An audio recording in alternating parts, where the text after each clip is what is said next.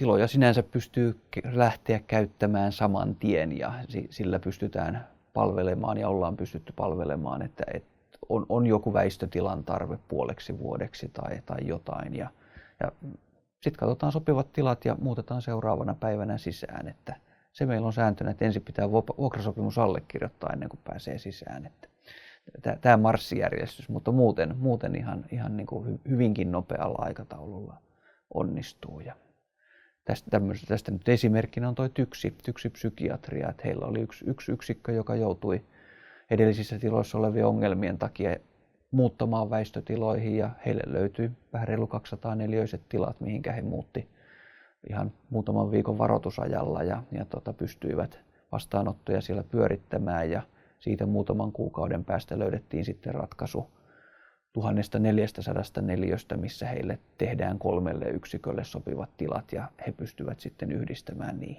niihin tiloihin useamman yksikön. Että joskus nämä johtaa siihenkin, että lähdetään pienellä kokeilemaan, mutta todetaan, että tämähän on hyvä ja sitä kautta sitten löydetään isompi kokonaisuus sieltä.